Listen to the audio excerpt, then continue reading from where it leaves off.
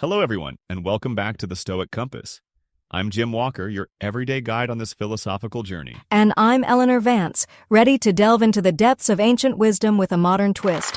So glad you're with us. Before we dive into today's truly profound topic, a quick favor. Yeah? If you're enjoying our discussions and finding a little more calm in your chaos, please hit that like button and subscribe to our channel. Absolutely. It helps us reach more fellow travelers on this Stoic path. Thanks. Makes sense. Yes, your support is always appreciated, absolutely. All right, Ellie, today we're tackling something that hits close to home for so many of us, myself included. The unsettling feeling when you realize you've stopped trusting yourself. It's more than just a sting. It feels like something fundamental has unraveled. Indeed, Jim. That sense of disconnect, that feeling that we've abandoned our quiet inner voice, that inner knowing that was trying to guide us all along. It's a betrayal of the self, isn't it? It really is. Right. Think about it. That gut instinct, that subtle pause, the tension, or that whisper. I see. That told you, this doesn't feel right, or you deserve more. Exactly. How often have we reasoned with it, dismissed it, or convinced ourselves to wait just a little longer? True. Perhaps we just didn't want the truth to be true, because truth, as we know, can sometimes demand hard things from us. Yeah, so instead we choose what's easier to explain, what others might approve of, or what simply feels safer or more familiar. And often these choices, while seemingly easier, quietly chip away at our sense of self. And then, when the consequences inevitably arrive, we don't just grieve the outcome, we grieve the betrayal of our own knowing. Right. We ask ourselves, how could I have let that happen? Yeah. Why didn't I listen? True. What's wrong with me? That's the painful part. But here's a crucial insight, deeply rooted in the kind of self-awareness we explore in Stoicism. There is absolutely nothing wrong with you. Every single one of us has been there. We've all made choices driven by fear, by survival, by a deep longing to belong, or simply from sheer exhaustion. We've stayed in situations that dulled our spirit, trusted people we shouldn't have, and silenced our intuition to keep the peace, to fit in, to feel loved, or to avoid conflict. We've often looked away from what we knew in our bones because doubting ourselves felt less daunting than facing the reality of honoring our inner voice. And that, my friend, doesn't make you foolish. It makes you profoundly human. Well, I'll be darned. That's a very compassionate way to put it, Ellie. Right. So how do we rebuild this vital connection? Yeah. Because self-trust isn't like a light switch you can just flip back on, is it? No, it's not. It's a relationship, one that demands care, repair, and a conscious reconnection. Right. Especially after those moments where we feel we've let ourselves down. I see. From a Stoic perspective, think of Socrates' famous dictum, "The unexamined life is not worth living." Absolutely, okay? Perhaps self-trust truly begins there, not in having all the answers, but in being courageously willing to look within, to ask the difficult questions, and to truly listen to what surfaces. Got it. It's about committing to a life that is deeply felt, deeply honest, and authentically yours. Exactly. You rebuild self-trust the same way you'd rebuild anything that's broken, with honesty, gentleness, forgiveness, and consistent effort over time. You start by choosing yourself in the smallest yet most profound ways. Like what? Give me some practical examples, because that's where I live, you know? For sure. Consider these small acts of reclamation, honoring your fatigue, resting when your body truly needs it instead of pushing through, saying no, declining something that doesn't align with your values or capacity, even if it might disappoint someone else. That's a tough one for me sometimes. I understand. Naming your truth means speaking up, even if your voice trembles when something is off. Right. And setting boundaries is about walking away from a situation or space the very first time it disrespects your inherent worth. Exactly. Wow. Those might seem like minor actions, but they are far from it. Right. Each one is a brick in the foundation of renewed trust. I see. Each one whispers, I hear you, I believe you, I trust you. Precisely. These small choices are deeply aligned with Stoic virtues. Right. When you honor your fatigue, you practice temperance. Makes sense. When you say no to something misaligned, you exhibit wisdom in understanding your limits and values. I see. Speaking your truth, even with a tremble, is courage. Exactly. And setting boundaries is an act of justice, honoring your own inherent worth. Absolutely. That makes so much sense.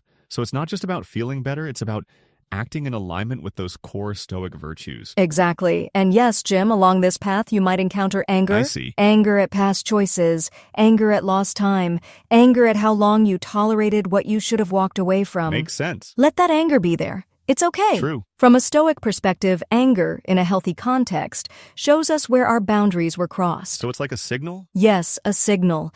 Let it inform you. Let it protect your future. But crucially, don't let it poison your heart. Seneca spoke extensively on managing anger, not by suppressing it, but by understanding its fleeting nature and preventing it from controlling our reason. That's a good point. Right. It's not just about personal relationships either.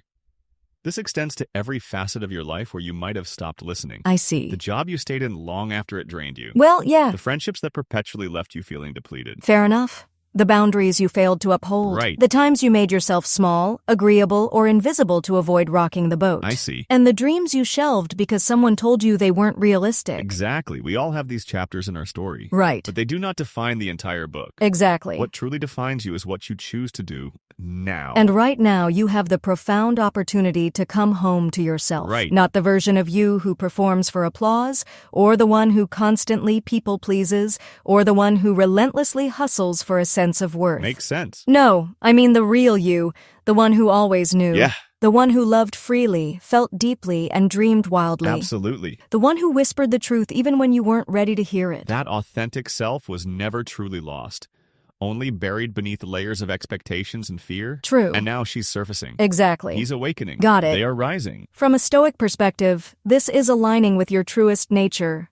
It's about removing the external opinions and attachments that cloud your judgment and returning to the inner citadel Marcus Aurelius spoke of. So today, let it be simple. Right. Let it be sacred. Makes sense. Let it be enough to declare, I remember who I am. I trust myself. Exactly. Not in theory, not in pursuit of perfection, but in this present moment. True. You aren't starting from scratch. Right. You are simply returning to your original knowing, to your inner clarity, I see. to that ancient wisdom that resides within you. Exactly. This is the very essence of Stoic self-mastery, controlling what is yours to control. Your judgments, your reactions, your choices. Absolutely. And this time, Right. You're not just listening. I see. You're leading. Exactly.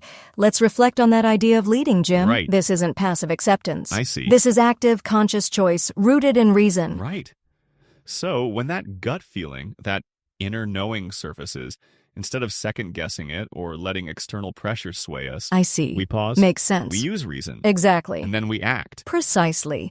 This brings us back to the Stoic dichotomy of control. Right. Your inner knowing, your judgment, your choice to trust yourself, these are within your control. Exactly. The approval of others, the outcome of a situation, that's not. True. Rebuilding self-trust is about fortifying that internal realm. That makes sense. It's like instead of waiting for external validation, we're building our own internal compass, trusting it and steering our own ship. A perfect analogy, and this relates to premeditation of adversity too. I see. By understanding that we might be tempted to betray ourselves again, or that external pressures will arise, Makes sense. we can mentally prepare to rely on that inner compass. So it's not about being perfect, but about being ready. Good point.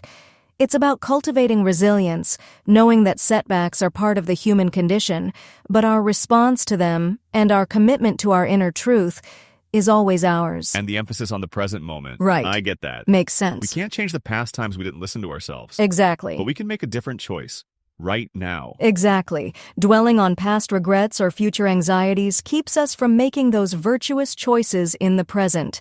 Stoicism constantly pulls us back to what we can do, right here, right now. You know, this sounds a lot like some modern practices like mindfulness or even cognitive behavioral therapy. Absolutely, there are strong parallels.